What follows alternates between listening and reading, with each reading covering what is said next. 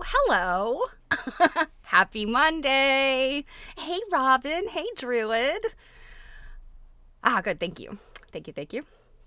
So, Double T, you and your friend there are dancing. Who do you have? It's Harriet Tubman. Well, something tells me Harriet Tubman would probably not like our music, but I'm glad that she has joined you as your tiny little Harriet Tubman puppet. So, I'm assuming that you procured your Harriet Tubman puppet from the national parks and Harriet Tubman programs here in Maryland. Yes. All right. Well, why don't you and Harriet sit down? We've got lots to talk about, and Harriet might be mentioned again, okay? All right.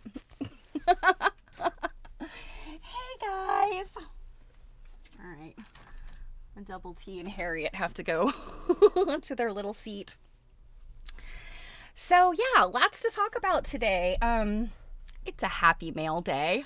I got the mail a little while before it's time to start.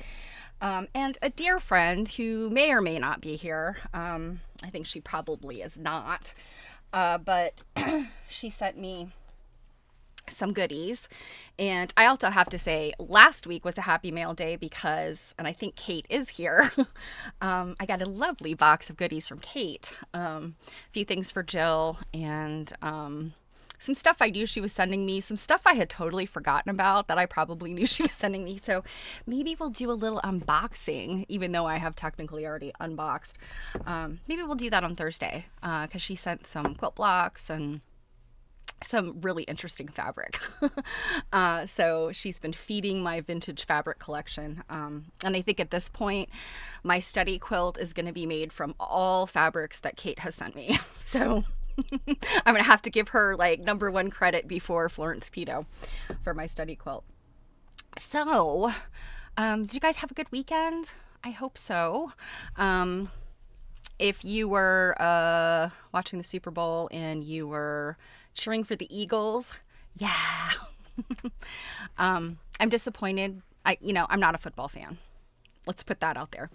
But I was disappointed that the Ravens didn't make it to the Super Bowl. They were close, but they're good for Baltimore. Baltimore has a lot of problems, but I can say the Ravens are something that brings together the people of Maryland and the city, So probably the only controversial things about the Ravens are for people that live in Southern Maryland. They are often fans of formerly known as the Redskins, now known as the Commanders. And so, Central Maryland scoffs at them a little bit, but the Pennsylvania transplants are into the Steelers. They are truly the enemy. But yes, the Super Bowl last night, the Superb Owl, as we called it around here, was kind of meh. Yeah, I was rooting for the Eagles, so sorry, Kansas City. Sorry, Taylor Swift. Whatever. So anyway, I digressed. I got this wonderful package from a friend this morning, as I said, and she had mentioned these Holly Hobby things, and I guess maybe I didn't listen carefully. I wasn't sure what she said, but what they turned out to be are Holly Hobby coloring books. There are like 5 or 6 of them from 1976, and Holly Hobby. I have maybe not mentioned it here, but in my Sunbonnet Sue lecture, Holly Hobby is kind of a, she's kind of like the Gen X Sunbonnet Sue, and she's named after her drawer or her artist, Holly Hobby, and now I can't remember what her married name is. It's like Neufelder or something like that. It's but the artist's name actually was Holly Hobby. She did these little drawings, and in the late 60s, her brother-in-law encouraged her to reach out to like card companies, and she very quickly got licensed, or however they did it back then, honestly. I have a lot of questions about licensing that I ran across in my Sunbonnet Sue lecture or study center. And I still have questions. I still have not completely figured all of that out. Licensing, in the 70s, I don't know. I think there's a little bit more stealing than licensing going on. Anyway, so by 1976, Holly Hobbie was a big deal. And you're probably all familiar with the Holly Hobbie rag doll, which she was a little doll. I think it was either Mattel or Kenner. I feel like it was Kenner. Ulinskas, yes. Holly Hobbie. So, okay, Denise Holly Ulinskas was her name, and then she married a guy whose last name was Hobbie. Yes. American Greetings is where yes. Thank you, Druid. I know Druid was a childhood fan of Holly Hobbie, so got to get these things right. But anyway, so that little rag doll that everyone's probably familiar with was a big deal during the bicentennial. And actually, I think it's the Henry Ford Museum in their bicentennial collection has one of those dolls. And I had one growing up, of course, and it met a fate. I believe it got thrown away in a flood. My parents had problems with their basement flooding, and we lost some stuff. So anyway, as an adult, I rebought the doll on eBay. She was in very good condition. And yeah, so it's she, as this interesting Sunbonnet Sue-esque character, kind of crossover into the bicentennial.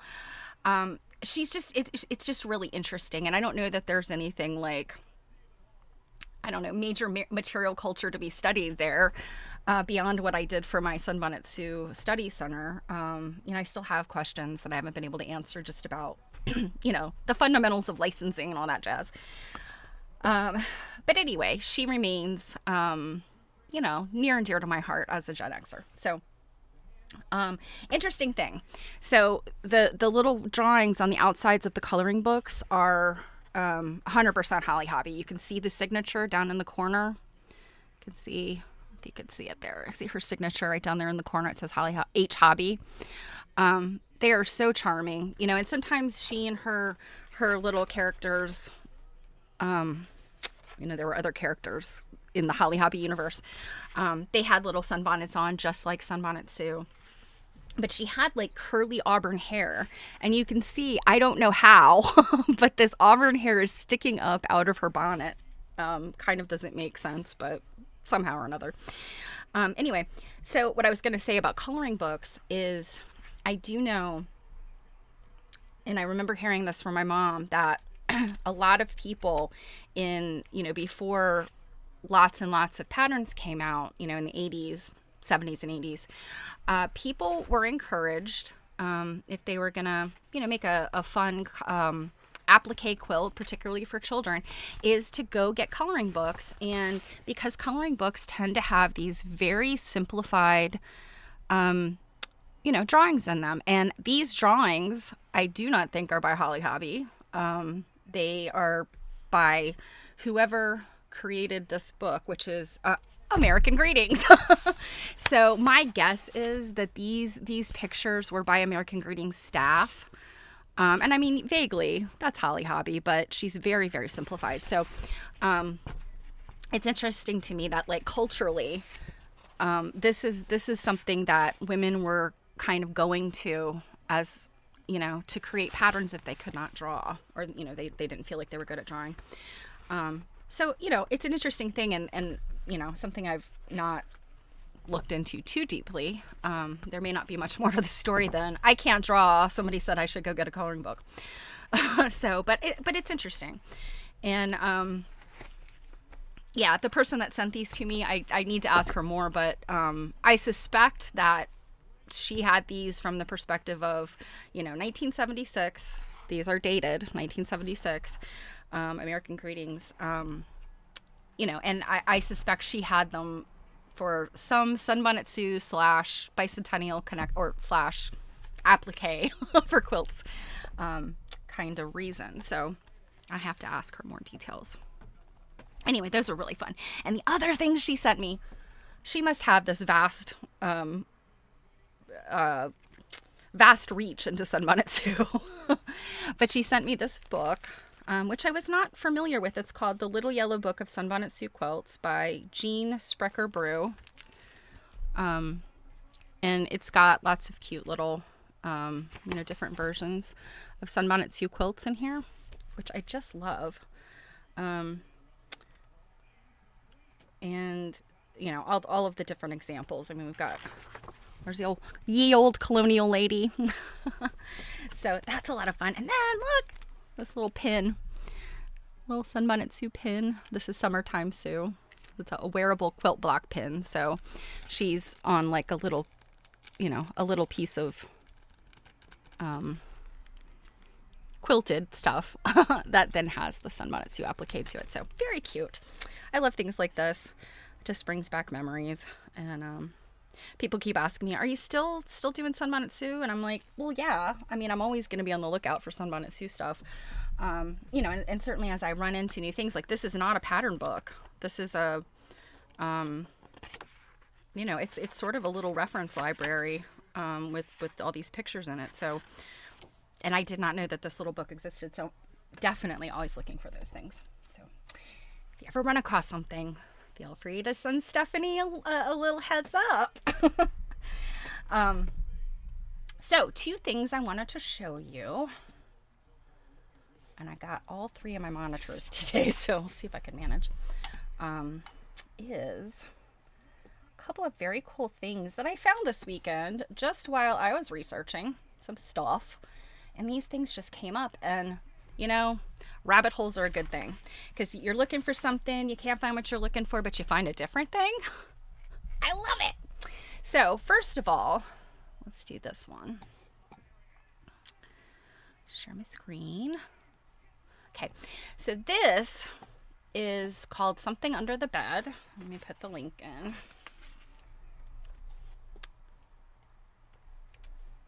And no, it's not horror related. What's going on here? Oh gosh. Why does it want to make me log in to do the Twitch chat? Let me come over here to this one. So I don't know if I mentioned the other day that... Okay, where did you go? All right, hold on a second, guys. Sorry. Twitch changed something recently.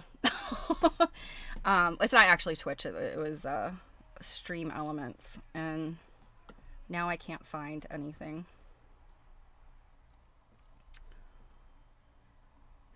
Okay, where did it go? Where did it go? There we go.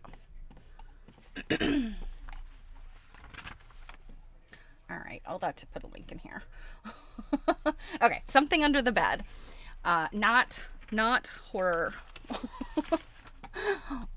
What this lady has done, and unfortunately, just reading her updates, I think that, I think she has not been updating because I suspect her husband had some serious illnesses.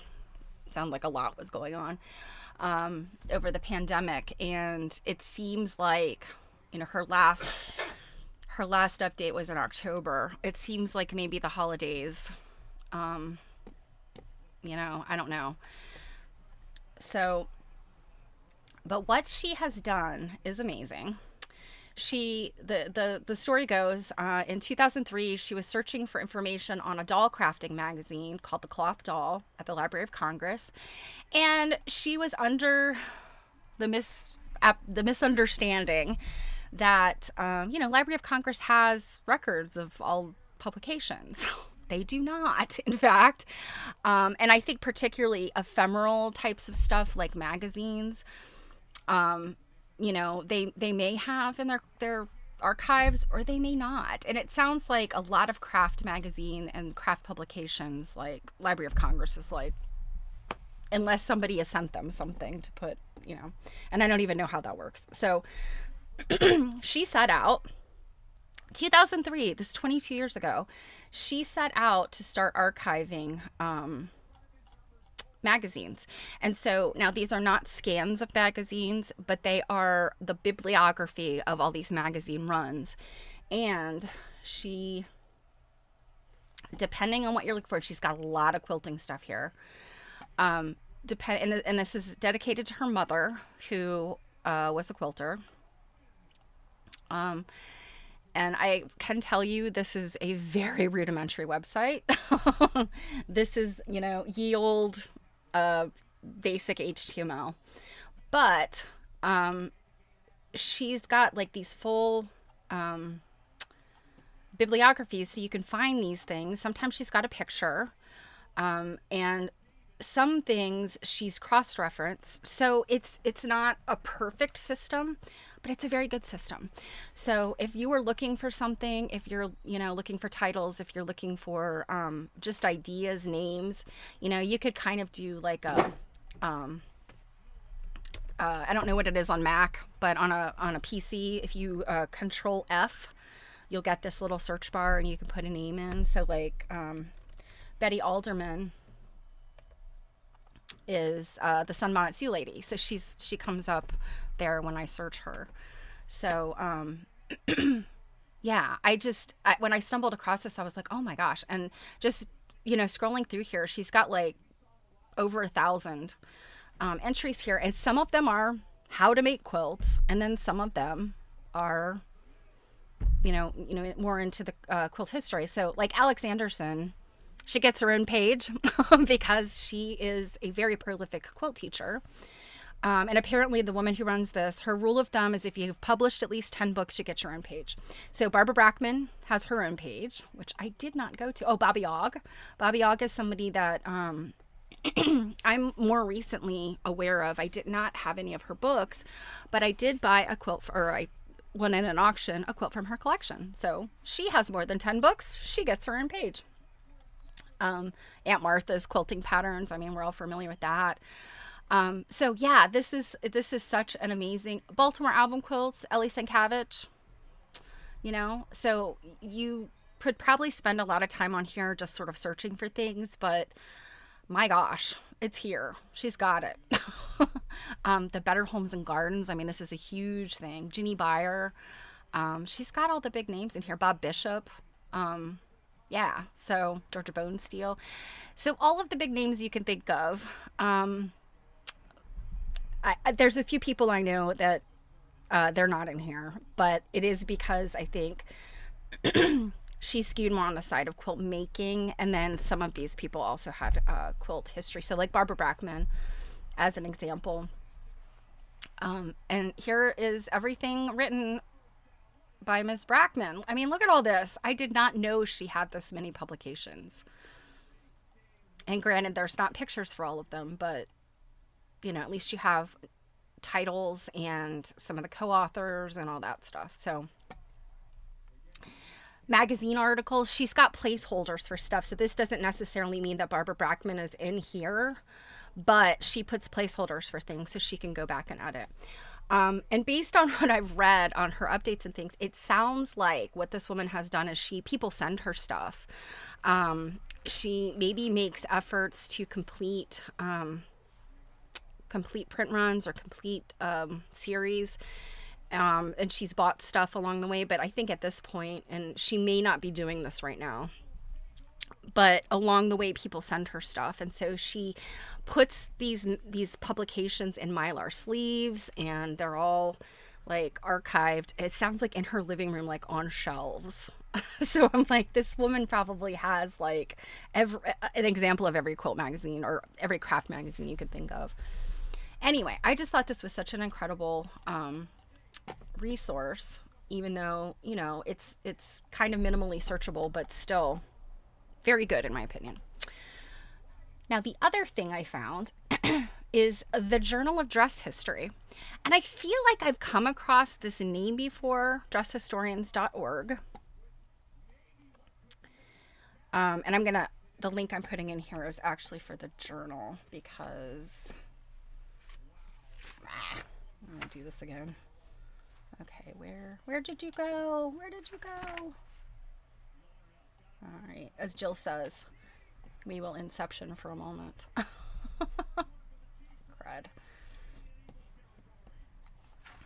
So let me put this one in the chat.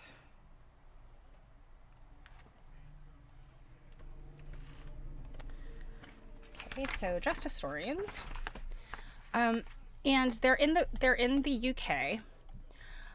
But if you're into fashion, if you're into historic costuming, if you're into fabric, this their journals are all available for download. So you don't have to pay for these. You can download them for free. And I had just barely scratched the surface looking at these. Because again, rabbit hole led me here. And then I went, oh my gosh, free journals. Like these are all these fabulous academic papers to read. And my brain is going, you are such a nerd. But these are fantastic. And so, yeah, go look at these. And I have one, let's see, what did I do with it? I have one pulled up here that I was particularly interested in. It's what kind of drew my interest. This is a prosthetic that belonged to Frida Kahlo. She had polio when she was a child, and her right leg was, did not grow as it should have. So she ended up having a couple inches. Yeah, Drew, it's a very, this shoe particularly is very famous, just because it's so unusual. And so, like, even today, it would be like, oh, wow, that's wild, So in the 50s, when she was wearing this, it definitely was like a big deal. This was really out there. But so she had polio, and then because she then was in a streetcar accident when she was about 18, and I think both of her ankles were dislocated. She had like very, very serious injuries, and she was actually impaled by a piece of metal that caused spinal damage, reproductive organ damage, like all kinds of stuff. She could not have children, even though she tried. So she really lived like this very like hard life of disability because of her health. And her leg that had been affected by polio, she struggled with for many, many, many years. And finally, because of her health, they ended up amputating it in, I think it was the early 50s.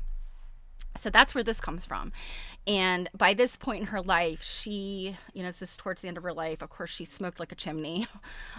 She had all these health problems, but she dressed in this amazing, the costumes of her area of Mexico, like where she was from, and just amazing. I mean, even today, of course, we still follow and look at what Frida Kahlo wore and did. But the article that's on this, or the paper, gets into all of the specifics about this pair, not even the pair of shoes, really. It gets into this particular shoe itself. So it's an object analysis of Kahlo's prosthetic leg is what this is about. And it's about, the fashion implications of prosthesis and et cetera, et cetera. So yes, nerdery, but so interesting, right? So I have not had much time to read it, but I've scrolled through the pictures. Like this paper author obviously got a good look at this. I believe it's in the V&A. If it's not at the V&A, then it was definitely there for some time in an exhibit. So he had a chance. I think it's a he. I may be wrong. But the writer had a chance to look at this object and very closely, so you can see. I mean, she wore this, and my gosh, I mean, think about how, in the 50s. Well, from the turn of the century to the 50s, we're not talking about super great medical conditions or a lot of people. I mean, these like she endured like 30 some surgeries. She was in. This is another example of a prosthetic leg from the same period.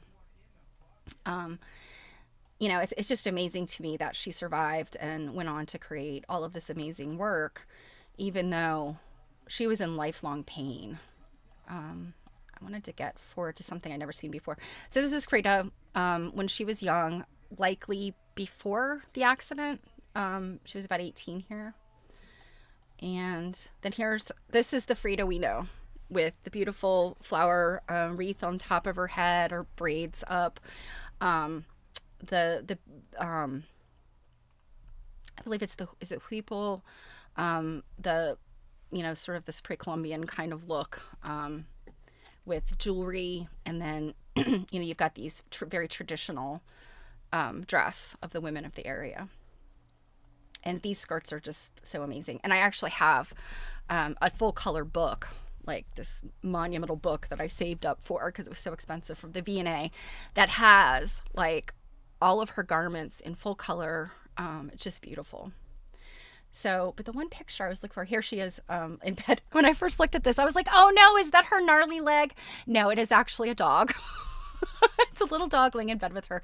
But you can see she's wearing those shoes. She's actually wearing the boots. So 1954, this was a few years after the amputation. And then you could see, like, she's just, her drawings are always, very telling of her physical issues and her painting. But what I wanted to show is this. So these are two other pairs of her shoes. And you can see that how they had to be built to, manage the length of her legs being different. And I mean, what pretty shoes she had. I think about people that have these sort of challenges today, and, a lot of times they'll have these, I don't know, these kind of horrible orthopedic shoes. And it always makes me feel like, well, the integrity of your health is more important than fashion, in my opinion, of course. But my gosh, if you could get some pretty shoes like this, they would be fabulous. I just love these ones with the bows. And, she had somebody, like a shoemaker or a cordwainer or somebody that was able to, do this. They may have been custom made shoes, like the shoes period may have been custom made. So they kind of look like they might have been. So anyway, I just wanted to show this and say, like, this is such fabulous stuff. And these journals also review books. So if, you're curious about any of these sorts of, fashion and such books, a lot of times these books are really, really expensive. So it's kind of cool to be able to read about them and find out what's in them before you go investing in these kind of books. But I absolutely love all of these books. And, I'm always looking at them when I find them in a store or a library or something, and then saving my money to buy them. So,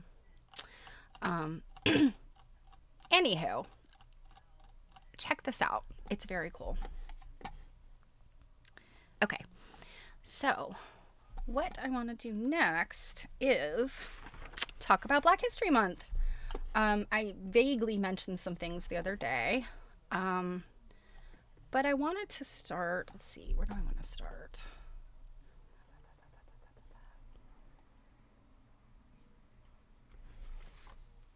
All right, bear with me.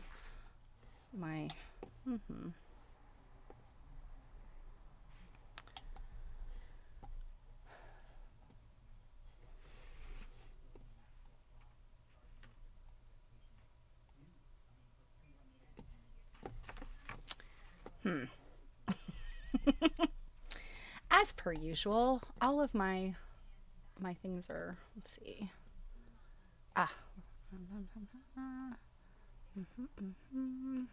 Monitor is this. Yeah, okay. Now let's see if this will work. No. Okay. Let me try something else, you guys. Let's see. I'm dropping all my notes.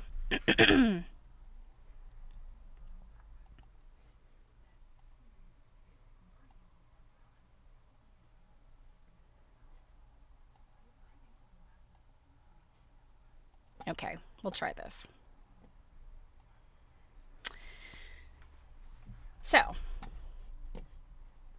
this is a quilt that, let me make myself smaller so you can see more of it. I'll move myself over here and the chat.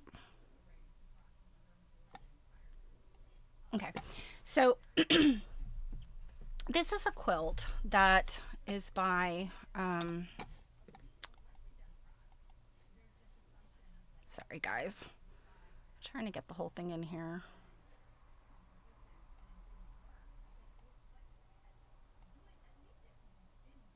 All right, that's a little better. So this is a quilt by Ellen Morton Littlejohn and her sister Margaret Morton Bibb. So this particular quilt, I have actually seen in person. It was at the Folk Art Museum in New York City. I am not sure if it belongs to the Folk Art Museum, though. It may actually belong to the Met, although when I look it up, it comes up at the Folk Art Museum. So it was part of their a show they did, not in 2024, but 2023. It called What This Quilt Knows About Me, something like that. Lots of just fantastic quilts, and this was one of them. And I don't have any specifics about this particular quilt, but you can see, hopefully, some of this beautiful dense quilting in here. I mean, this is master quilting. These sorts of quilts would often be attributed to the lady of the house. And let's see, I don't think there is a date on either one of these quilts, but it would have to be circa like 1840s, 1850s. Oh gosh, Druid. Your cousin had to wear corrective shoes and she called them brogans. But she had a lisp. Oh, broke. Yeah, I was thinking of a brogan as like just a big, heavy, clumpy shoe, Ah, yeah. I love shoes. I think shoes are fantastic. They're, you could just be wearing such a plain outfit, but have a fantastic pair of shoes. And makes all the difference, in my opinion. I have lots of fun, cool, weird shoes, which I never wear. I mean, literally, you will find me these days in my my high top Vans or my Adidas slides. But I have some pretty wild shoes. Anyway, so these are like around 1840, sometime between like 1837, 1840, I think, or 1850. So I'm going to say 1840 makes the most sense. But let me go backwards here. This quilt is definitely in the Met, Metropolitan Museum in New York City. Is also made by Ellen Morton Littlejohn and her sister Margaret. They always list these quilts under Ellen's name with help from her sister Margaret. So I suspect that Margaret may just have been like the quilter, like she helped with the quilting and maybe didn't do anything with the piecing, and that it was Ellen was the primary person with piecing. I don't know for sure because I just haven't seen that written anywhere. But excuse me. This description is from the curatorial information that's on this particular quilt in the Met. And so I'll read this to you. It's called Star of Bethlehem Pattern Variation by Ellen Morton Littlejohn and Margaret Morton Bibb, circa 1837 to 1850. That's why I said the other one. Gotcha, Jared. Yeah, I think my uncle had those, but they were like nailed to some kind of, like screwed into some kind of support thing to keep his feet, like when he was laying down to keep his feet straight. Weird things that they used to do. So this is what the Met says about this particular quilt. Multicolored and patterned silks make up the silk. This is all silk. Silk. I mean, just think of like the gossomerness of this quilt. Patterned silks make up the very finely pieced star blocks. These alternate with unpieced blocks to a pink and green changeable silk. So what that means is the warp fibers going in one direction are one color. The weft fibers going in the other direction are the other color. And so when you have, and you've probably seen this type of fabric before, they even make us synthetic versions today, but when you hold it up and depending on how you turn the fabric, it'll change color. I actually have a few pieces of Dupioni that I'm working on something with now that are it's like a black and a light gray, and so it looks like silver. changeable silk and shot cottons are another type of changeable colored fabrics that are just, they're kind of magic. So these unpieced blocks have been intricately quilted and stuffed, each with a different plant or flower. Carded cotton was used for the stuffed areas and the batting. The edge of the quilt is bound with lavender silk, and the backing is of solid pink glazed cotton. Two sisters, both enslaved African Americans, who worked for, you gotta love this name, Marmaduke Beckwith Morton. Like, what a name, Marmaduke. These two sisters made this silk quilt, which combines beautiful workmanship and sophisticated design. It originally adorned one of the beds in Morton's family seat, known as the Knob. Through today's lens, I kind of wonder, was Marmaduke a knob? He might have been. The quilt is composed of pieced blocks in the Star of Bethlehem pattern. In the interstices, I don't know if that's the right name, but the intersections between the blocks, the plain silk areas are decorated with quilted floral and fern patterns, each one different. So let's go to so you can see. Now the lighter colored areas in here is deterioration of the silk, but what I would say is it's probably just, it's worn away. It's not, this is not a cheap silk that shattered the way that, excuse me, the way that you'll often see silks in later 19th century, like crazy quilts, and they shatter and they're all, this is a very finely quilted piece, and I think it's just deterioration of the silk, that where you see these light colored areas, and what you're seeing is the cotton batting starting to pop through. And those areas are tightly stuffed, and that's probably what led to the deterioration of the silk, is that cotton batting being tightly stuffed in there and pressed against it, is my guess. That's not a scientific answer. I'm just thinking in terms of the wear that I've seen on other textiles. So the quilt makers, known as Aunt Ellen and Aunt Margaret, were born at the Knob. Their mother, Aunt Eve, was the mammy to 12 Morton children, including Marmaduke, who then eventually, and this is so gross, owned her children. So he was, earned the, I guess, inheritance of this plantation, or this grand home, and then along with it got all of Eve's children. In the Morton family remembrances, Ellen was known as a very good seamstress, while her younger sister Margaret was the family cook for many years. Even after slavery was abolished, Ellen continued to work at the Knob and cared for Marmaduke Morton up to his death in 1887. So, whatever that means. Now, I just, in looking at this, these are patterned silks. I mean, look at these beautiful plaid silks. I would say, and just having brushed the surface of garment, historical costuming and garment, stuff, these fabrics are probably, 1830s, late 1830s. You'd see those plaids quite a bit. Not to say that they weren't in the 1840s. Plaids are something you can't date, but I've definitely seen in Godey's and some other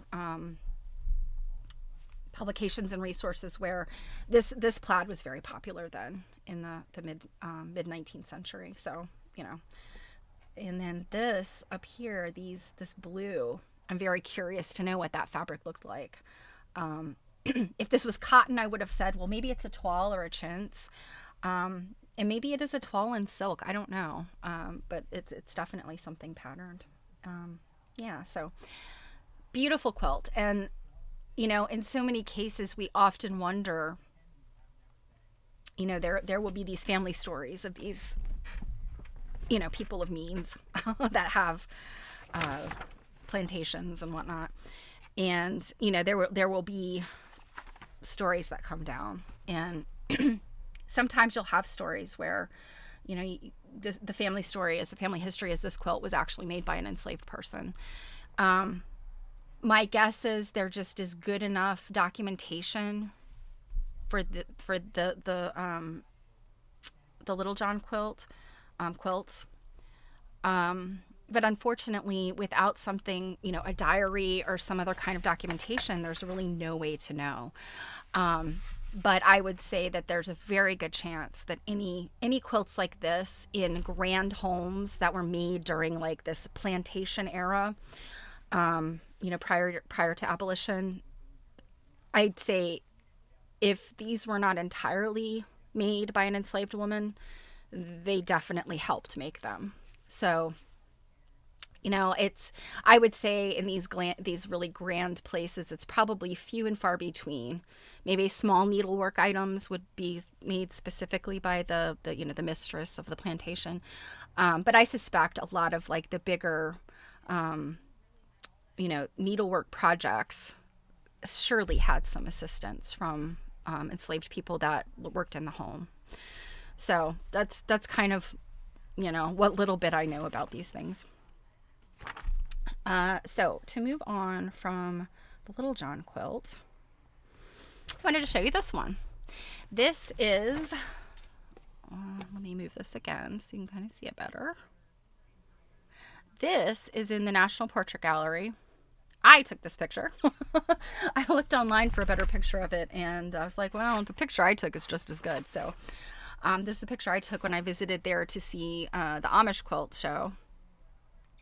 But this is by Bisa Butler, who is, if you haven't heard of her, you're not in the quilt world because she's a very famous contemporary quilter.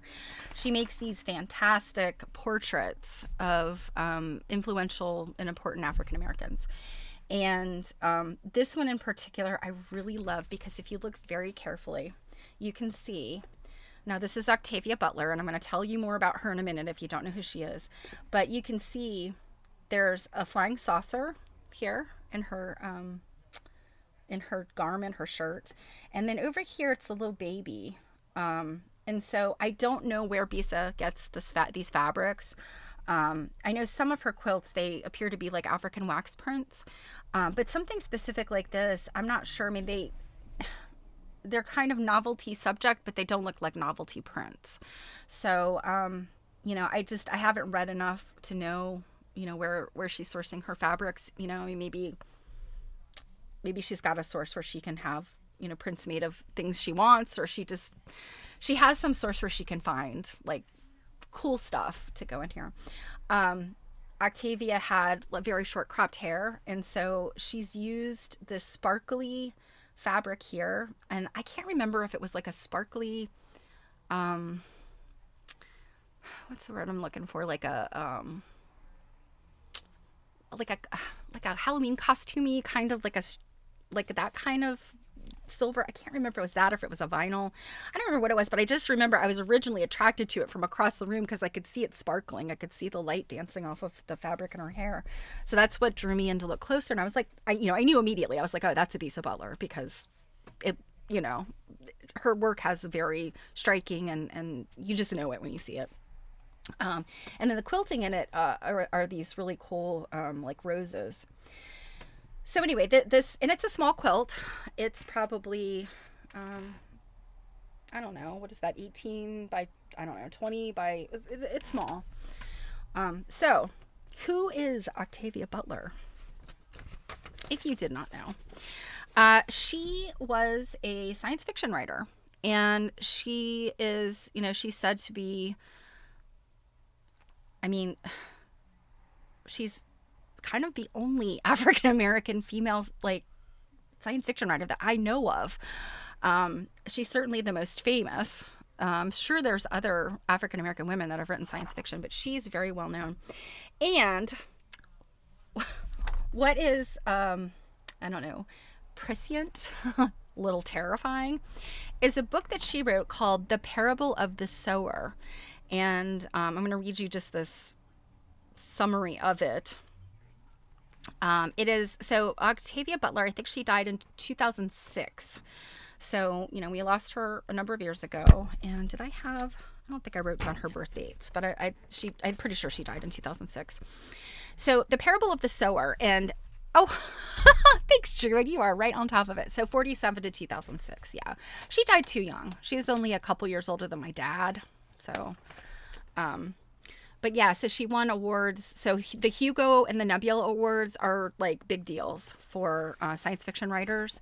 And the MacArthur Fellowship is also a really big deal. So the Parable of the Sower, though, it's Sower, like one who sows seeds, is I think what it means. So the Parable of the Sower is a 1993 speculative fiction novel by American writer Octavia E. Butler. It is set in 2024 in a post-apocalyptic Earth heavily affected by climate change, growing wealth inequality, and corporate greed. Did Octavia Butler have a time machine? Like, did she like look through the periscope of the time machine and go, oh, 2024 is looking pretty bad. Let me write a book about this. So it takes the form of a journal kept by Lauren Oya Olamina, an African-American teenager. Her mother abused drugs during her pregnancy and left Lauren with hyper-empathy, or sharing, the uncontrollable ability to feel the sensations she witnesses in others, particularly the abundant pain in her world. Several characters from various walks of life join her on her journey north and learn of a religion she had envisioned called Earthseed. So this is where the sower comes from. The main tenets of Earthseed are that God is change, and the believers can shape God through conscious effort to influence the changes around them. Earthseed also teaches that it is humanity's destiny to inhabit other planets and spread the seeds of Earth. So, very interesting stuff. And I, whenever I read, I'm not a science fiction person necessarily. Like I've read a few books. I actually remember reading Ira Levin, This Perfect Day, I think is what it's called. Entirely inappropriate for a child. I read it when I was like 10. So, I've read some Robert Heinlein and some Piers Anthony and stuff, but and Dune, of course. But like, I don't know. It just, science fiction just doesn't do it for me. So, but I feel like a lot of science fiction writers, they envision these things for the future, and my gosh, it is blah. It's terrifying when they're kind of right? So it's winner of multiple awards, yes. Adapted into an opera and a graphic novel. I did not know that. Influenced music and essays on social justice and climate change. Yep. It was picked by readers of New York Times as the top science fiction. It has also been banned. Octavia Butler's books have also been banned. So, very interesting stuff. I think more people probably need to read this. Parable of the Sower is definitely on my reading list because I'm like, although I don't love science fiction, the idea of a 1993 prediction of what the world looked like last year is interesting, So, I think that Bisa Butler did an amazing job of this portrait, and like I said, it's in the portrait gallery in DC. So Smithsonian American Arts Museum is what it's known as now. Okay, and then the one last one I wanted to talk about is this, which you probably are familiar with. This is a Faith Ringgold piece. And for the longest time, I did not realize this is not actually a quilt. Faith Ringgold was a painter before she was a quilter. And so this is actually painting. This is a print. Multiple copies of it exist, but the original, I think, is in the Philadelphia Museum of Art. I think Oprah owns a copy of it, or like, I want to say Faith Ringgold might have made her own original of this. But this painting is called The Sunflower Quilting Bee at Arles by Faith Ringgold. It is a lithograph that honors the achievements of African American women and the traditions of quilting. The work depicts a group of historical African American women working together to create a quilt in a sunflower field.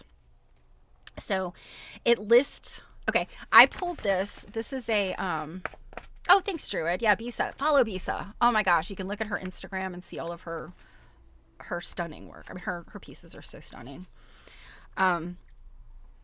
So this information about this quilt is AI. I did a quick, when you do that Google search now, it gives you the AI. I usually scroll past it, but I thought this one was pretty good. So let's cross our fingers that none of this is just complete BS. But this is what AI tells us. The historical context of this painting. The work is set in Arles, France, the tone where Vincent van Gogh, or Vincent van Gogh, if you prefer, painted his famous sunflower still lifes. So you know what the Van Gogh sunflowers, very famous painting. So she's referencing that. And then quilting bees were social events where women would come together to stitch quilts and talk. During the civil rights movement, Black women formed quilting cooperatives to earn income. This is the Gee's Bend, the ladies from that area, what is being referenced. And the Freedom Quilting Bee was a big component in civil rights in the South. And I am about halfway through reading and narrating the book, which will be available one day to subscribers. Let's see, what else does it say? The work features 8 African American women. And so I wanted to tell you who these people are because I think some of them are probably lesser known people, and I think they're important to know.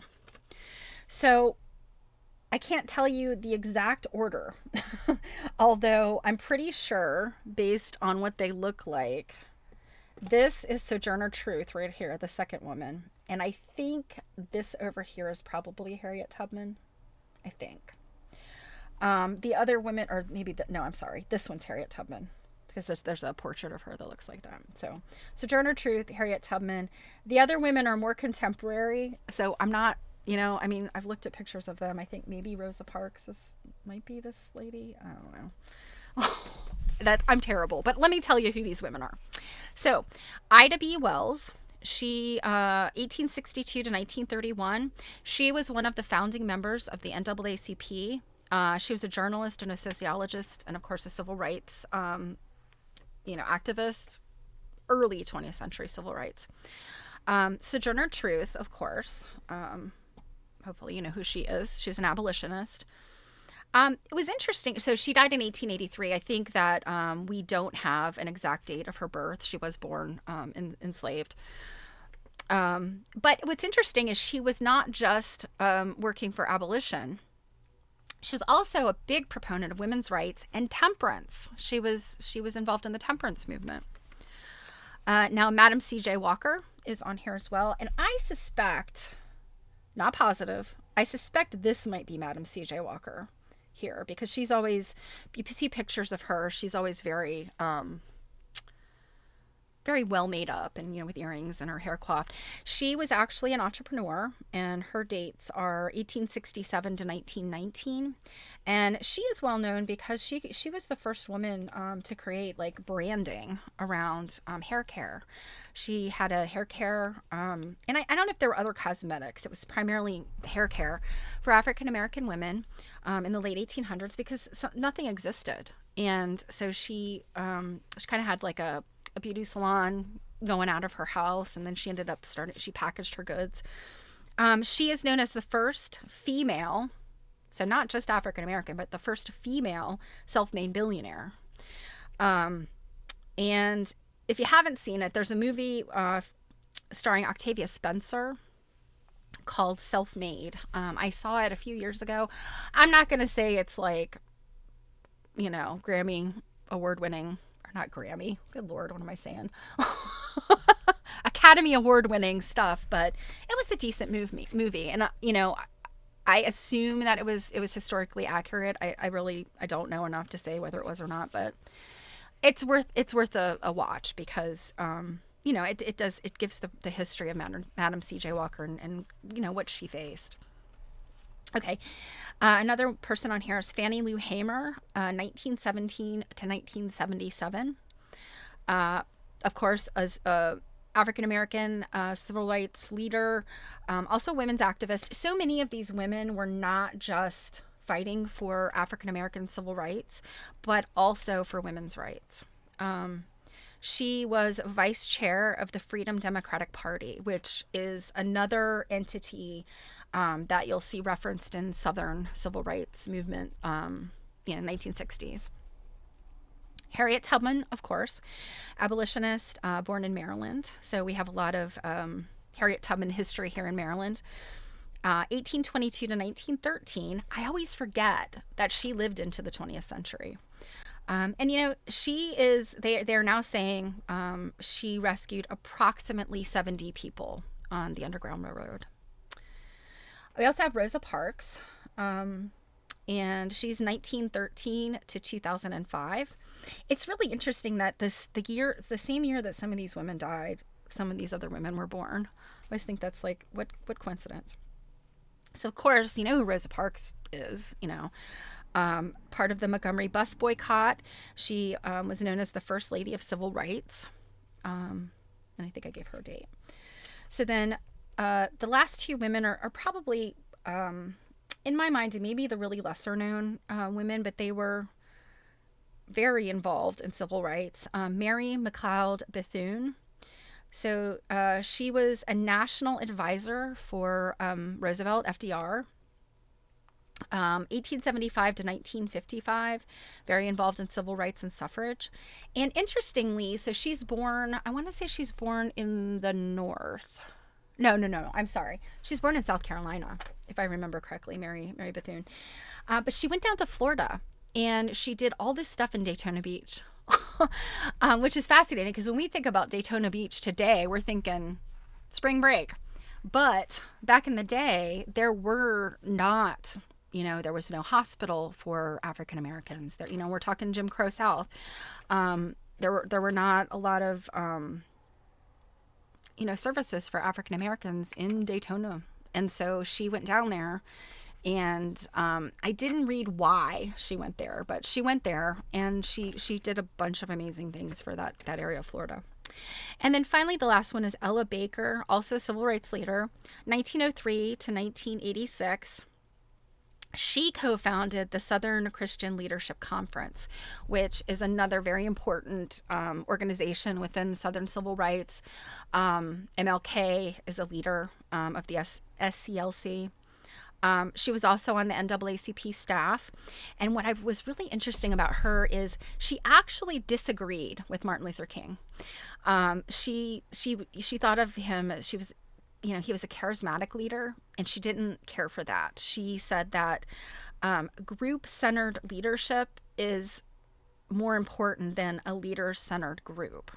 So she didn't like this idea of, like, I guess MLK was kind of this cult of personality, and people surrounded him because, you know, he had a very commanding presence, and he had, you know, words that people really responded to. But Ella Baker was kind of like, you know, we need more focus on the group and less on this figurehead. So I thought that was really interesting. And she was probably like very much in the minority with that opinion. But, you know, I mean, I think the opinions of all of these women, you know, where they're coming from is so powerful and so very, you know, I mean, just forward thinking. So that is what I have for this year for Black History Month. One thing that I know I spent a lot of time on last year. Put my notes. I'm trying to keep my notes and not throw them away when I have to go back to them. So last year I spent a lot of time on Elizabeth Telford Scott. I'm not going to spend a whole lot of time on her right now. Maybe we'll look more later. Let me find, I just want to show you guys, and I kind of referenced it the other day. Oh. Okay, here we go.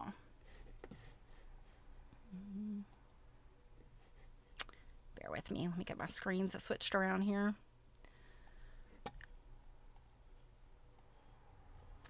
So this is the Elizabeth Telford Scott website.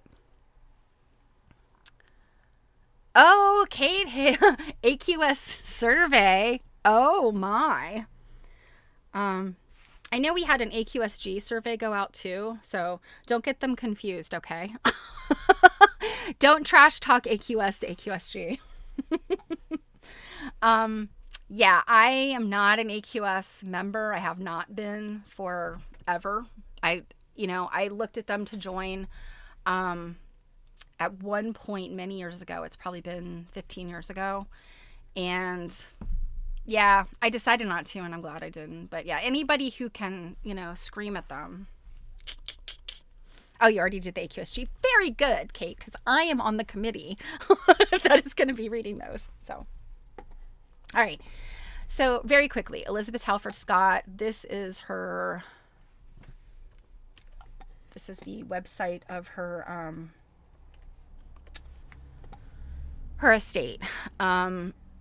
It's the Goya Gallery that I don't know if they have the rights to her estate to be able to display her work. But I wanted to show you this because this is a lot. So anything Elizabeth Halford Scott that you want to look at, it is here. ElizabethHalfordScott.com. They did a really, really nice job with this. You could zoom in on all of these quilts. So, I've seen Temple, I've seen Abstract #1. Some of these I've never seen before. 50-year quilt, Africa. I wasn't familiar with those. I think all of these are ones that one of the birthday quilts I think I've seen. It might be this one. But yeah, they're these two, Person on a Swing and Chinese Pillow I've seen. They're obviously more commanding in person, but I think, what you see here, these are really, really, really good pictures. And one way down here at the bottom, I wanted to look at real quick, because it surprised me when I saw it. I love these big poofy pieces she did. So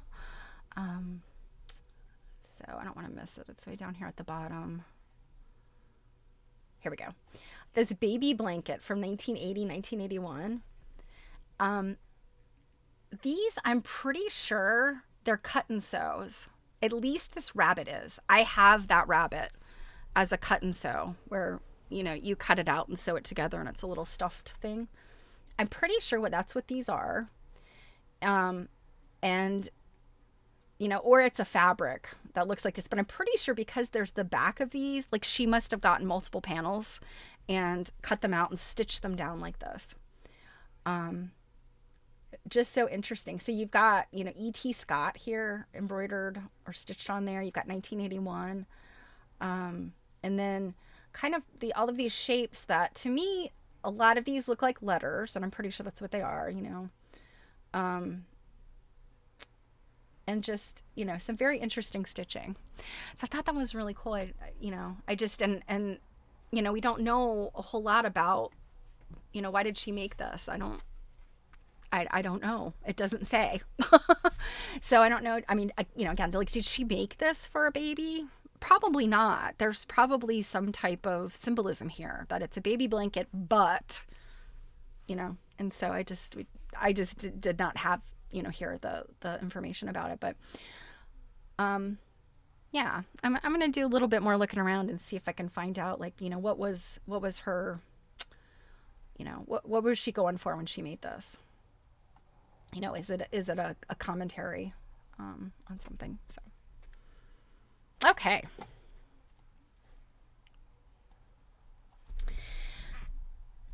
So one thing before we get to the reading, and let me tell you, we are closing in on the end of The Heritage of Cotton, and there are 2 more chapters left. I think it's 2 more.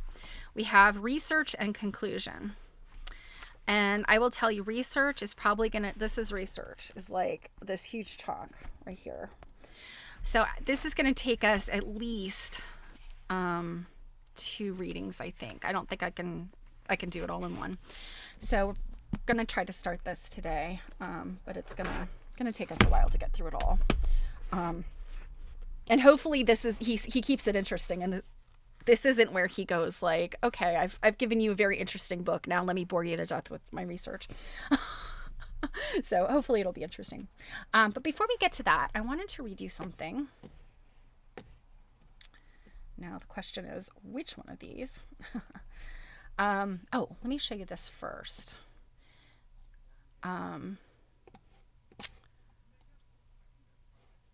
So I thought this was interesting. I started talking about kindness, and try to get this to fit. I've been talking about kindness. This is, my little art project, my performance art piece, my, cake starts a cult. It's got to be a cult of kindness because that's what I believe in strongly. But I often get pushback from people like, ugh, kindness is overrated. You shouldn't have to be kind to everybody. I think you should. I think everybody deserves kindness. Now, do people deserve for you to be nice? No, they do not. And that is what I really like this Venn diagram. I found a whole bunch of different, how is nice different from kind? So nice, in this case, is most concerned with not upsetting others. So it's about wanting to make people like you. That's what nice is. So not upsetting others, avoiding conflict, self-sacrificing. You have a difficult time saying no. Nice people can be doormats. I'm not saying they are, not all of them, but you can become a doormat if you're too nice. You tell people what they want to hear, and being nice is a short-term comfort. Being kind means being concerned with doing the right thing. So not, sometimes you have to upset other people when it's in service of doing the right thing. Kind people set boundaries. They address issues at the risk of entering conflict. They're honest, even if it's uncomfortable. And there is a long-term positive impact with kindness. Kindness benefits both the person who's being kind and the person you're being kind to. And where kindness and nice overlap is being considerate of other people's feelings, being helpful and supportive, being respectful, friendly, polite, and generous, and making others feel good. And, there's scientific proof that by making others feel good, that you bring that back onto yourself. So you're reflecting good feeling back to yourself. I think I mentioned the other day, like, I don't like toxic positivity. I for a long time I used to say like, oh, fake it till you make it. But I don't think that really works. I think that can be damaging too. But I think that this focus on kindness is something that everybody can do. And, are you always going to be kind? No. Sometimes people piss me off so much that I can drag up no more kindness for them than I could, like take my shoe off and throw it at them. But I think that it's beneficial to ourselves when we practice kindness. And so, I realize there's like there's a mismatch between this, my performance art of being a cult leader. I can get rude and culty. I can get cult leadery with this. But yeah, I feel like this is so important, and especially in today's day and age, in this dystopia that we are living in. I mean, really. And like there's so much of modern life that's dystopian. It's not like this happened yesterday. We've got lots of kind of yuck in the edges of our world. And so, Steel Magnolias. Yes. Oh, Steel Magnolias. Oh, one of my favorite movies. Don't make me cry. So yeah, this is where I'm going with this stuff. So I just wanted to show you, and then I actually had something to read about kindness, and let me do that really quick. Oh, crud. Okay. So this is some stuff that came out of a paper. And this has been medically reviewed by Seth Gillihan, PhD. So we know it's good. So this article and the resource here is called Everyday Health. It's just a website, and it's pulling on this paper. So how often would you say you practice kindness? Do you know how to? Do you know that doing so can go a long way in supporting your well-being too? When Jeffrey Brantley, MD, arrived at a meditation retreat years ago, he expected his teachers to focus on mindfulness. Then the instructors announced that the students would be doing loving kindness meditation as part of their practice, a Buddhist meditation where you wish people well, including loved ones, strangers, people you find difficult, and yourself. So I have practiced loving kindness meditation. I struggle with it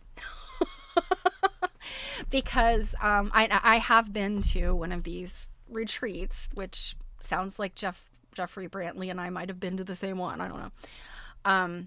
Loving kindness is, you take yourself through this meditation of, you start with yourself and you gradually send this loving kindness out, to the people around you, to your loved ones, to your friends, to your family, and then to people that are strangers to you in the room, and then the people you've met in the past week or whatever, and then you get that out there until you're kind of in this you've sent this loving kindness out, and then you're hitting people that are hard people that are difficult boss, random guy who cut you off in traffic, all of these things. And in theory, it's an interesting practice. It's one that if you're really dedicated to it, it's something you could have to practice. It's not something that's easy. It's not something I recommend, particularly if you've never meditated. Don't sit down and try to start doing loving kindness. The loving part is what trips me up every time, because I think love is a unlimited resource, just like kindness. But love is a little bit harder, in my opinion, to give to others, and that's probably just me. I reserve love for people that are closer to me. I feel like you have to earn my love unless I gave birth to you or you gave birth to me. that's where this goes. And of course my husband. So yeah, I've struggled with the love part, but the kindness part, yeah, I can extend kindness to people who are difficult. I can understand that, they have fears. They didn't wake up in the morning wanting to be a complete butthole. Most of them, most people wake up in the morning wanting to, do good, wanting their day to be, at the very least, not difficult. They want a sense of satisfaction and having done good things with their day. And so understanding that, it helps a lot. Are some people just Machiavellian? Yeah. And I personally feel like they don't necessarily deserve love or kindness. But those people are few and far between. Although we hear about awful people all the time, most people, 97% of them maybe, I don't know, most people are really good people at heart, and I think that they deserve kindness until they have proved that they truly are evil and don't deserve that. So that's my lecture for the day. I'll come back to this again. There are some really interesting things in this article. I don't want to stuff it down anybody's throat right now, though. But we'll get back to it.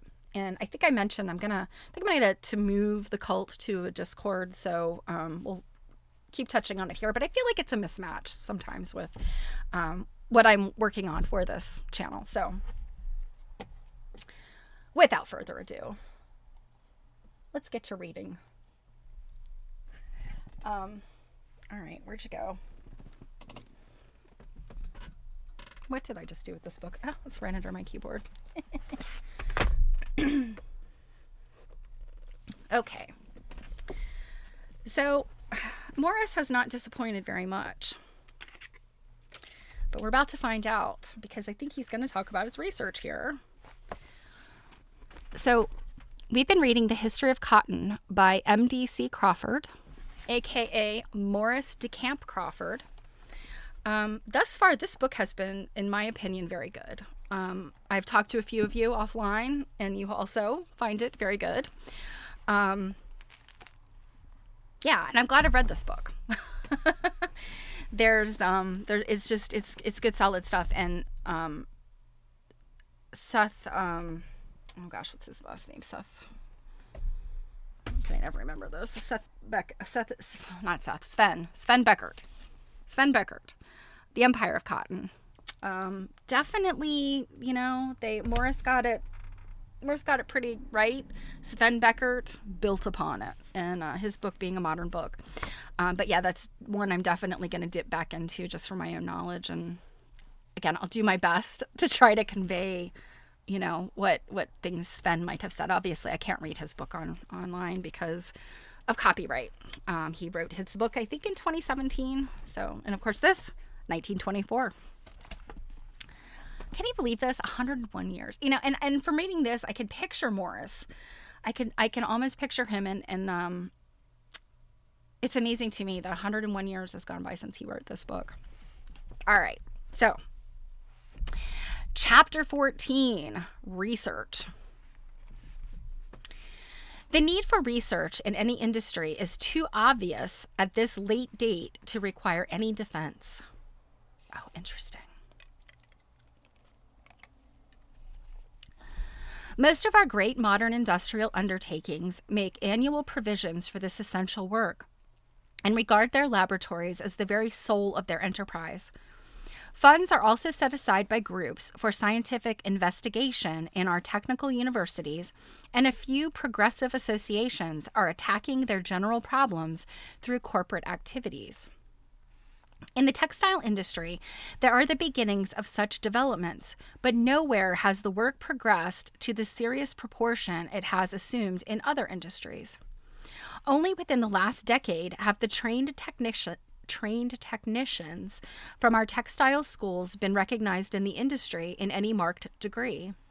And even today, the scholastic preparation in these schools does not compare to that given to our engineers in other fields. Okay. Well, that's interesting. So engineering in other fields is a little bit more upper crusty. Yet so interesting because the textile industry and industrial revolution around textiles has been so important to modern life. There's many things that we couldn't count on. So that's interesting. Okay. Our textile schools have, however, done wonders and compare favorably with those in any part of the world, but they have not gone far enough as yet in building up their courses of study and in connecting those with other fields of knowledge to be compared with our great engineering universities. This is a great pity, since few industries have so many intricate problems or conduct operations, including the selection of raw materials, with so little reference to modern scientific methods of procedure. There is still too much trial and error in our methods of practice, and too many vital questions are left unsolved or accepted on hearsay tradition without searching investigation. The entire field is open to new conclusions and methods based upon a careful, constant, and thorough investigation of facts.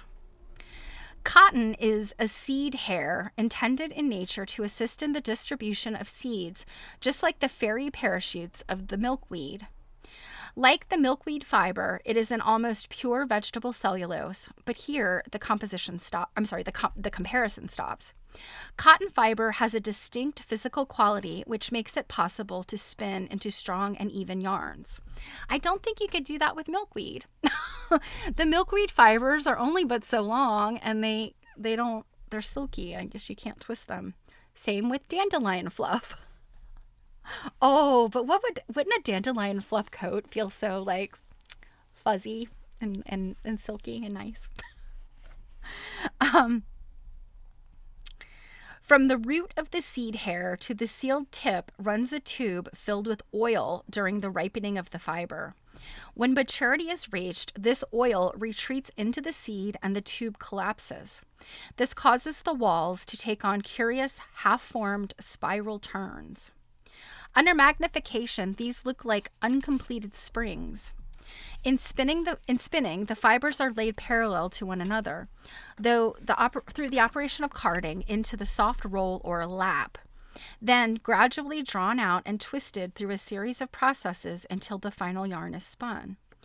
These spirals, caused by the collapsing walls of the cotton fiber, are the adhesive element that makes it possible to spin them. And what's interesting, which, let's see, he does not have a microscopic picture in here. He does have this, which I'll show you real quick. These are the steps in cotton. So you start off with the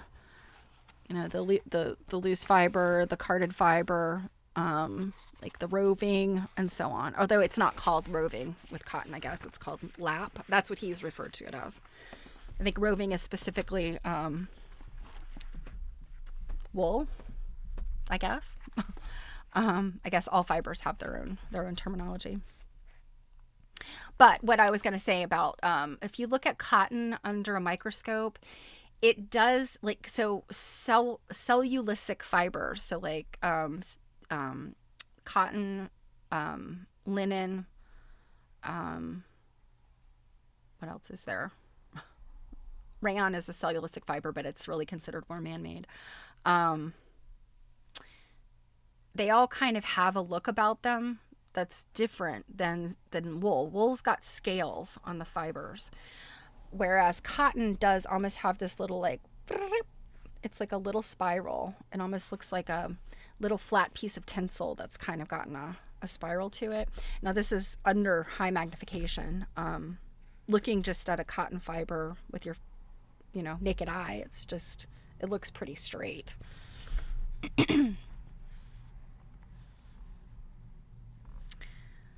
In the final analysis, therefore, it is the number of spiral turns of the fiber to the inch that determines the evenness and strength of the yarn. This is why the longer staple cottons, other things being equal, are always used to spin the finest grades of yarn. There is, however, another consideration often overlooked, and one which led to a serious difficulty in the fine cotton area of Arizona, established in the last decade around the Roosevelt Dam in the Salt River Valley. It is obvious that the greater the number of fibers possible to be included in a cross-section of yarn, the greater the strength of the yarn will be. Because the strength of the yarn is determined by the degree of friction created in the contact between the spiral twists and the fiber. So with wool will twist, and that friction will cause it to want to felt. And so, ooh, yay, thanks, Druid. Yeah, check that. So differences in wool fibers. Okay, so this is... Oh, yeah. Uh-huh. Okay, awesome. Let me show this picture. Okay, so over here you see wool has these coarse... It's coarse, so those are the scales. And, human hair has that. That's why... particularly people with curly hair, it's easier to get dreadlocks because there are scales on human hair too. Silk looks like a piece of ribbon. Linen has it's like a bamboo almost. It's got like these little bamboo, and then there's the cotton. It's got that ribbon appearance of the silk, but it's got a little twist in it. And then polyester is. You can't tell what polyester is other than a thing. It looks like a nothing. Polyester has no soul. Thank you for finding that, Druid. Let's see, where did I leave off?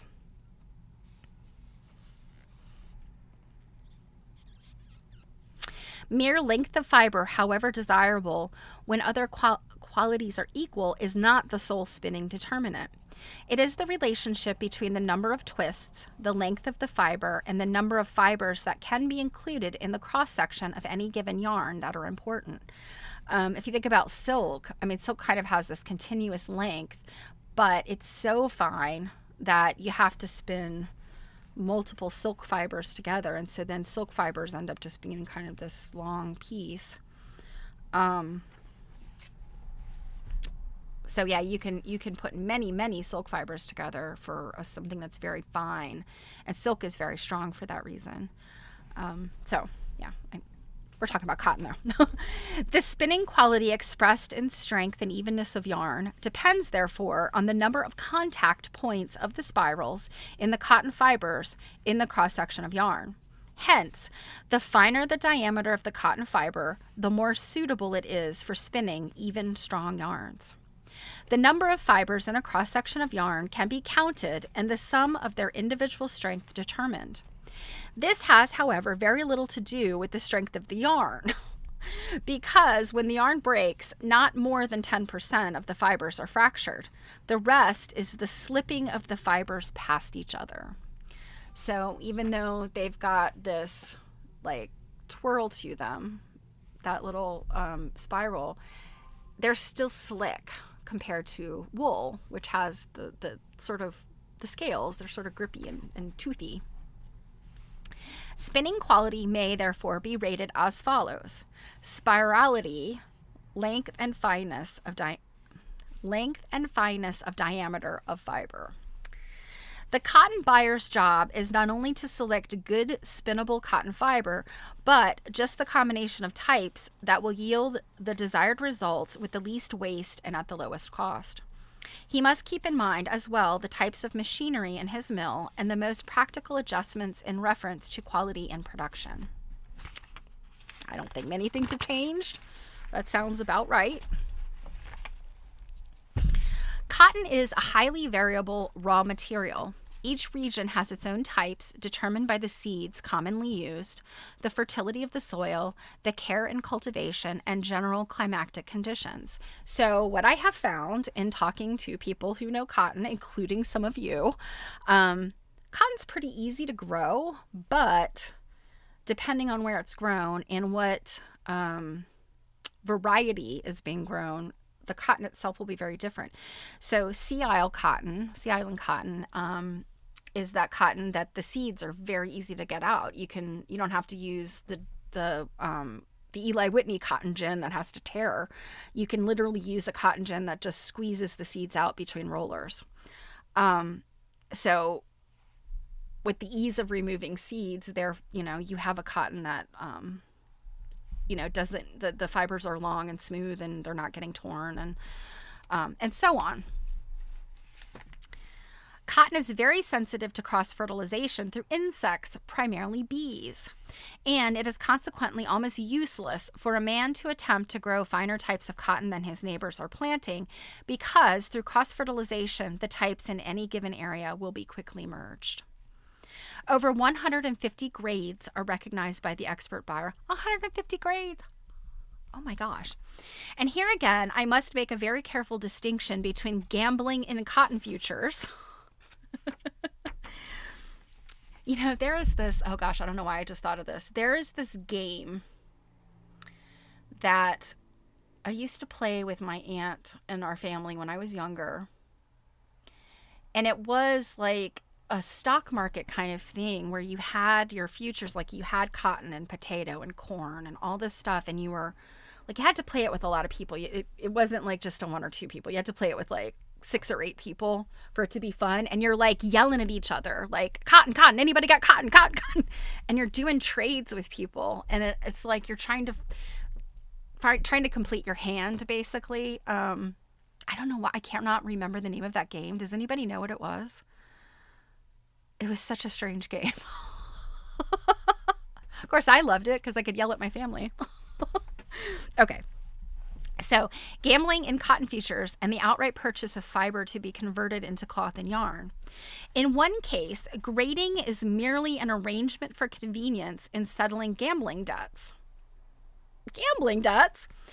And the other is a more or less accurate guide to determine the purchase of raw materials for definite manufacturing purposes, where quality, ease of production, and economy are the salient points. In addition to these already confusing circumstances, there is a great variation in fiber quality from season to season on the same farms. This makes the establishment of any empirical standards impossible. So my guess is this is not true anymore. We have obviously genetic manipulation that we do now.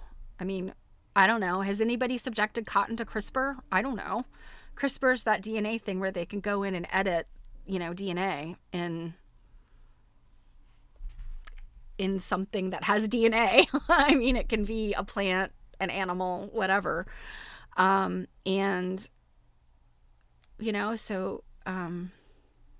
I Robin, the stock market game. I don't know if that's what it was called. I want to say it had it was like a one-word name, but maybe that's what it was. I don't know. I'm gonna have to look. I'm gonna have to fall down a rabbit hole to find that game. It almost had they almost looked like Uno cards, I think, if I'm remembering correctly. So yeah, anyway. In addition to these already confusing circumstances, there's a great variation in fiber quality from season to season on the same farms.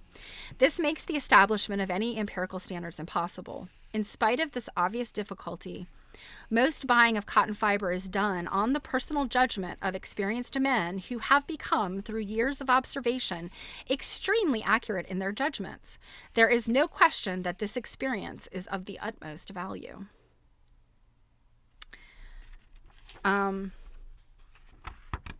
Again, I'm kind of guessing. I mean, I don't know. Are there still people like this that can figure out the cotton, or is there some mechanical means of determining this? Experienced cotton buyers can take a handful of cotton between their fingers, study it under good light, and come surprisingly close to a determination of its character and value. First, they study it to see how much broken leaf, sticks, or other forms of foreign matter the mass contains. Well, that has to do with how it was picked and processed. Next, its degree of whiteness, and finally, they pull it apart in little tufts, laying the fibers parallel to determine the length of the fiber and the average evenness of length. In pulling the lint apart, two things are observable. In the first place, they can determine whether the cotton has fully matured, whether it has the proper degree of spirality by listening to the little crisp sound it makes as the twists are pulled by each other. Oh, interesting. This they call the sing of the cotton. Oh, the cotton sings to you. Dead or immature cotton does not sing. They watch carefully to see also that no particles of the fiber fly up in the air during this operation, as this would indicate dead or overripe fiber that would be too brittle for spinning. Oh, okay. I had no idea about this. So if it's overripe, I guess if the cotton isn't harvested at the right time, I mean, I know it has to pop open, but I guess if they let it sit out there, it starts to degrade and become brittle. As I have said, it is amazing how close the conclusions of two independent experts will be on the same lot of cotton, and this is proof of the sensitive skill acquired through long observation and experience. Obviously, however, such a method is open to serious dangers. Hundreds of millions of dollars, hundreds of millions, this is 1924, y'all, hundreds of millions of dollars are spent each year for raw cotton, and the security of invested capital, considerably over $1 billion, $1 1924, y'all, 100 years ago, depends in no small measure on the accurate judgment of the cotton buyers. Some additional precautions are therefore desirable before cotton buying can be safely adjudged as a scientific procedure. I'm wondering if, today they might have some kind of like chemical or reagent that could tell them something about the cotton. I mean, I assume maybe the length of the fibers, that might have to still be a manual process. I don't know. Or do they even do this anymore? Do they even grade cotton like this? They would have to. I mean, they would have to, but I wonder how different it is from this. All of the physical qualities, well, you know what? I bet I know who might say it's probably Sven Becker. I'm going to have to find that chapter so we can see if this is the same. All right. All of the physical qualities of cotton fibers are so minute and delicate that they are observable only under a powerful microscope. One of the most thoroughly trained cotton buyers in America has added to a splendid experience a very complete scientific outfit, and his experience over a number of years of cotton buying is proof that his judgment is sound. James McDowell, cotton buyer and technical expert for the Sharp and Hamilton Mills in New England and the Brighton Mill in New Jersey, has come the nearest to working out an exact scientific method of buying cotton. His method of procedure is roughly as follows. Each season, as the first bolls of cotton open on the farms from which he purchased fiber, the previous season specimens are forwarded to his laboratory. He tests these specimens by the usual methods I have described, and finally examines them under a powerful microscope and photographs them for record. If he detects it, and so they're doing microscope photography as early as 1924 and earlier. I mean, at this time, they're still doing like lantern slides and stuff. Dr. Dunton has all these glass pictures that would go in front of literally a lantern to project them. So this is interesting to me that, I wonder how early. I mean, the microscope itself has been around for a very long time, but, when could you do photography through a microscope? This is very interesting. So if he detects in the early blooms any serious faults, he can then eliminate some particular farm or indeed entire area. On the other hand, if he discovers some particular merit in the cottons of some region, especially favored during that season by a delicate balance of rain and sunshine, he can direct his buying in accordance with his discoveries. In addition to his microscope and photographic outfit, he has miniature bleaching and dyeing keers. Keirs. I don't know what that is. I don't know. It must be some type of, I don't know, some type of scientific experimental equipment, I guess. It says delicate strength tests for fiber, yarn, and fabric. When he has finally selected the types he wishes to buy in accordance with the orders placed in his mills for yarns or fabrics, he then sends to each mill the proper cotton with instructions as to the mixtures of types to be used in each particular product. Each lot of cotton he receives, he tests through the microscope and makes a record of his finding. In the event of any cotton being below the requirements, he eliminates this or averages it up with some stronger type. So I guess he's willing to mix them if maybe they're not in too bad a shape.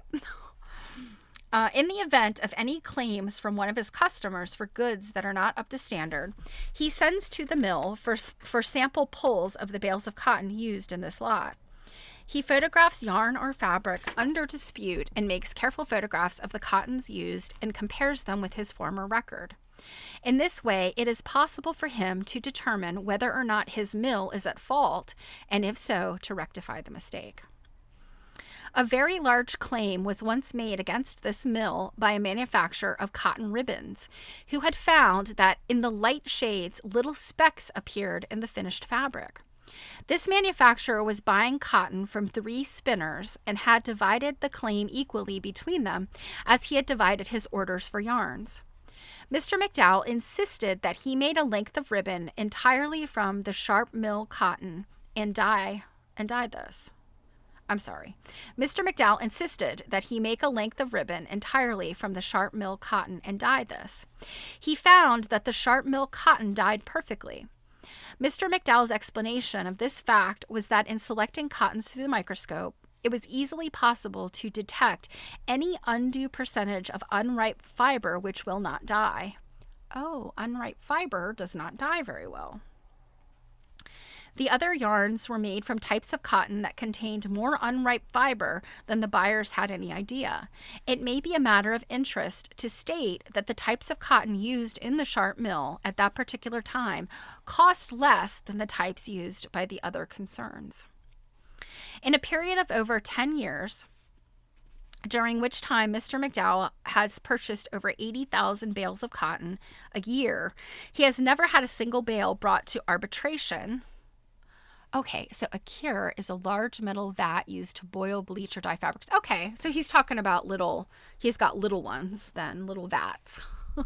They're probably like little metal bowls. So he has never bought a single bale brought to arbitration, and this should be sufficient proof that his system is sound. It is evident, therefore, that along this line of research, there are great possibilities. The scientific selection of the proper types of cotton for specific purposes is still in its infancy, and large economies may easily be effected in mills by the aid of the microscope and the camera, to say nothing of more highly specialized implements that might easily be devised. If such research were properly coordinated with the growers' associations, and planters learned the types of fibers best suited to their farms and to the mills, a great deal of waste could be eliminated, cost of yarns and fabrics actually lowered, even if the prices of cotton fiber were higher. Very interesting. Should we not be doing this today? Why aren't we? Aren't we? Surely we are. It is needless to say that such research cannot be conducted either entirely by dissociated scientific men or by the average cotton buyer who depends entirely upon his experience. It is necessary to coordinate all of these efforts and to bring into such a movement the sincere men who are working along agricultural lines with the different farm associations in the cotton area. Many substances enter into the manufacture of cotton goods besides cotton. The list is practically endless. Okay, this is interesting. Moss from Iceland. Powerful acids, oils, starches, and solvents of different kinds. All are factors. What are they doing with moss from Iceland? Are you going to tell us, Morris? There is, besides all of these, the great problem of color and the intricate chemistry of dyeing. Here, there is the greatest need for cooperative research. In general, the mill superintendents and dyers have only what is called a practical knowledge of chemistry. On the other hand, the dye and chemical industries are founded on accurate, trained, and constant researches. In the higher realms of this intricate science. The communication of ideas, therefore, between these groups is extremely difficult, and there is much unnecessary loss due to lack of understanding and sympathy. Interesting. Hey, Anon Maker. I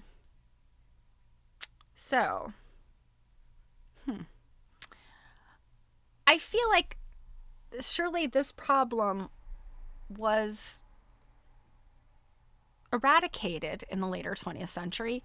But on the other hand, think about shoddy cotton things, whether it's fiber or clothing, and you wonder, is this scientific stuff not being applied in the, wherever those things are manufactured, or is it that they know what the proper, methods are and they're just cutting corners because they can? Interesting to think about. Unless the efforts of the cotton buyer, the spinning and weaving master can be coordinated with the chemist in dyeing, bleaching, and general finishing, the best results can never be obtained. I think definitely, at least what I know of my family in South Carolina and what they were working in, the printing mills, the bleachery, finishing, like all of that stuff was kind of all together. So I feel like they had to have come some ways from the early 20th century to the mid 20th century, doing a better job of all of this until things went overseas. So, okay. There is annually a great wastage in actual material and a loss of quality, which might be remedied through intelligent efforts in these fields. Indeed, Morris, indeed. The dye industry in the United States is largely a result of the war. Again, we're talking World War I because at this time World War II has not happened yet. Before the openings of hostilities, America, as well as England, depended almost entirely on Germany for coloring matter. Oh, Icelandic moss contains a gum similar to pectin and is used as a stiffening and binding agent in sizing cotton goods. Oh, okay. Interesting. I'm wondering if it's kind of like, I'm trying to think of like plant-based, like xanthan gum and those kind of things. It must be like something like that. Icelandic moss. All right. So Germany is where dyes are coming from. No big surprise. The Germans were big with the chemistry and the scientific stuff. The entire industry of the synthetic production of color began with the discoveries of Perkins in England late in the last century. Didn't Perkins, he was the guy that have founded Mauvine, I think. It was neglected by the English chemists and taken over and developed through German patience and industry. The result was that within a generation of the discovery of the first mauve shade, yes, Perkins Mauvine, developed from coal tar, the dye makers of the Rhine Valley held the entire world in their control in the fields of color. Germany held the monopoly in dyes and through the cartel system effectively stifled all foreign competition. The dye cartels. Also used for treating irritation of the mouth and throat. Oh, okay. Oh.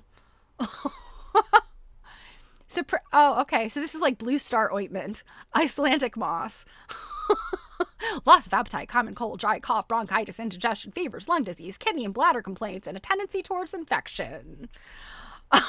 Also, corns, blisters.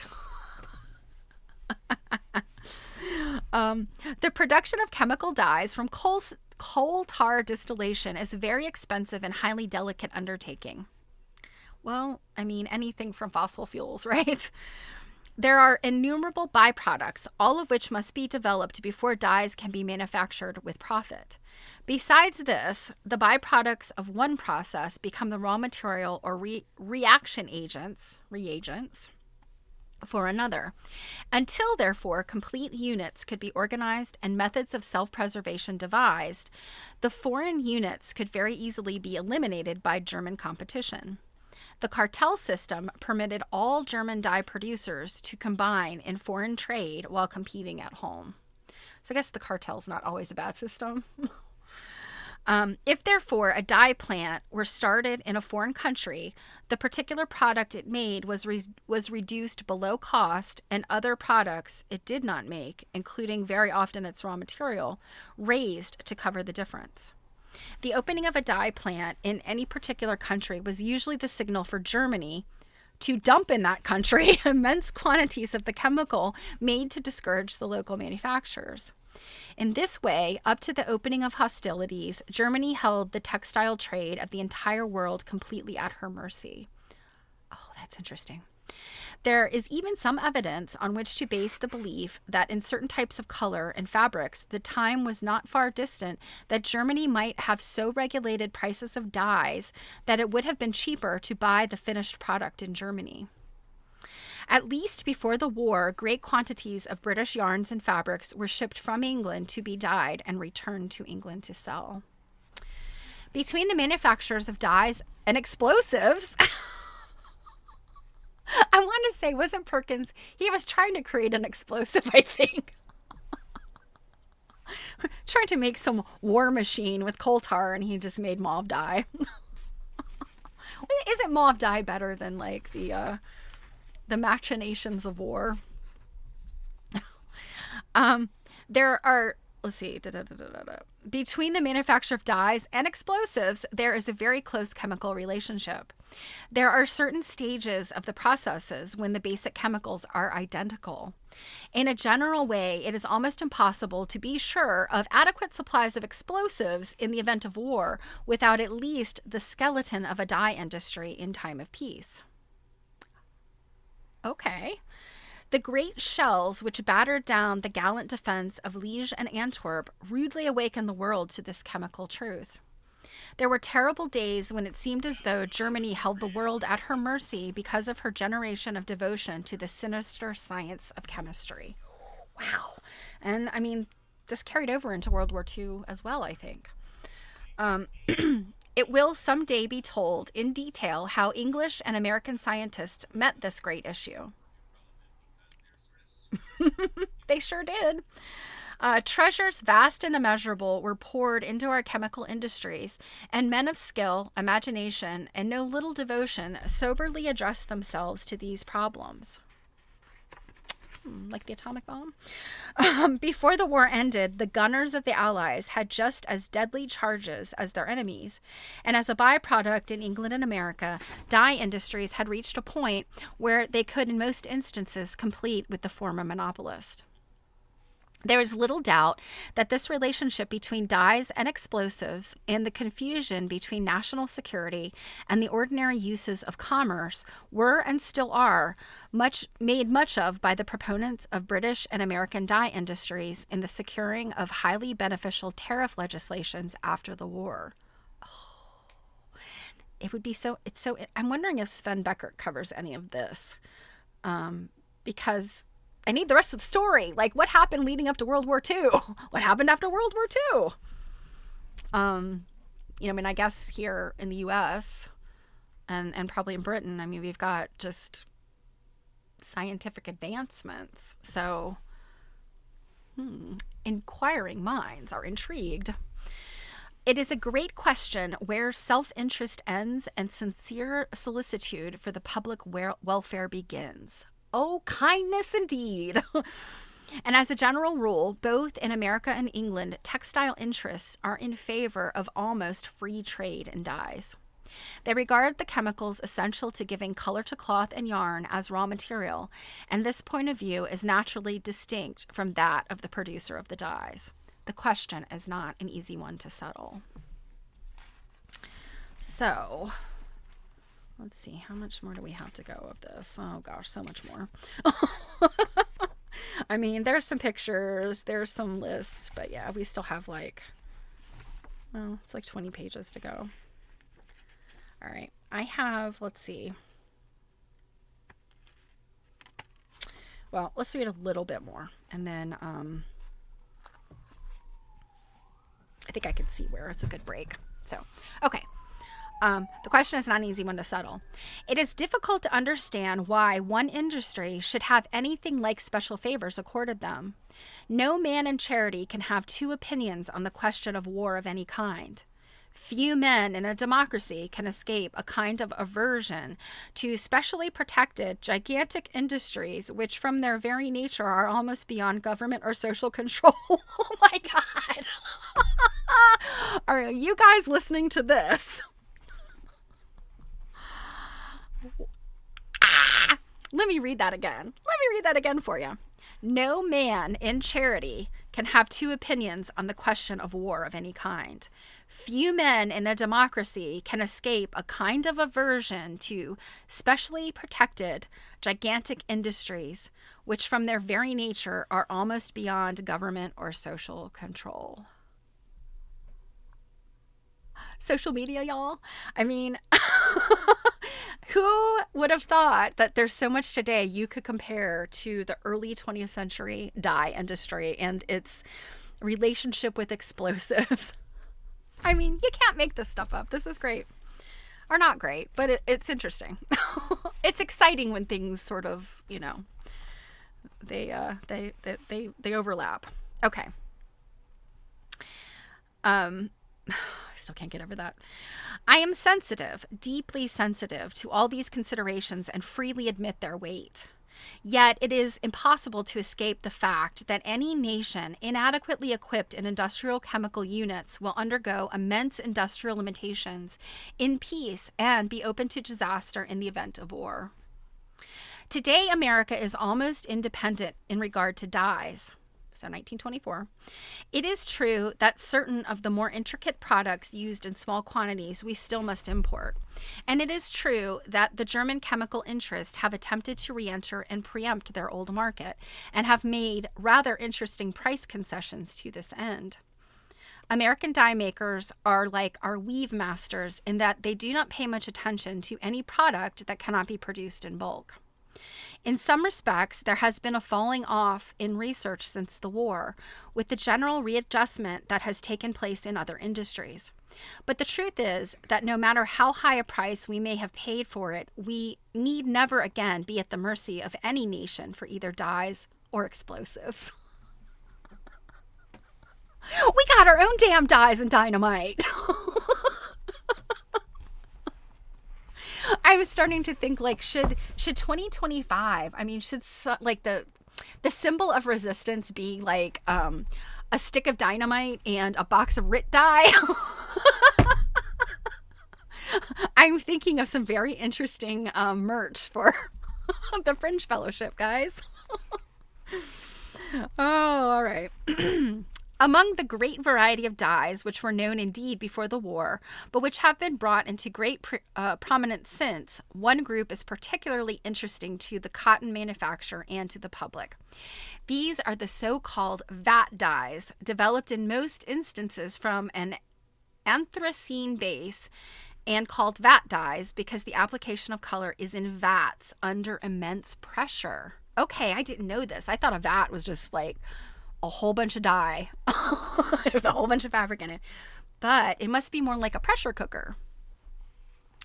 These colors on cotton are absolutely fast to sunlight and washing, and while in some respects they do not give the rich, beautiful tones of other dye substances, this is not because of any inherent lack of beauty in the chemicals themselves or in the method through which they have been applied, but because the chemist seldom possesses a nice understanding of color values.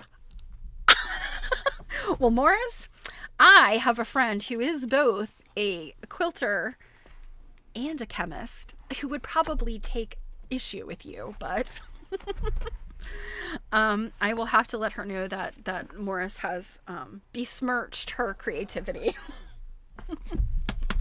All right. That is where we're going to leave off today. He's jumping into the cotton gin next, so I'm sure he will get into more research about the various and sundry cotton stuff.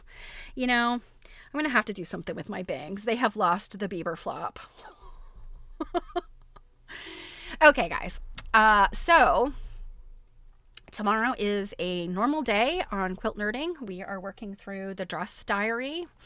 And then later this week, Thursday, normal day. Friday is Galentine's/Palentine's Day. So don't forget, if you haven't signed up, let me know. And it's for, we'll be watching a private movie screening. And if you are a subscriber here, you are welcome to come and or get the link to watch later if you're not available at 7 p.m. on Valentine's Day. So shoot me a message if you have missed the information and want to know what the heck I'm talking about, or if you would like an invitation. So have a wonderful week, you guys. It's Monday. Instead of having a case of the Mondays, have a case of the Mondays. Let's make it a joyful week, you guys. That's my plan. I'm going to stick to it. So you have a wonderful afternoon, and I will see you soon. Mwah!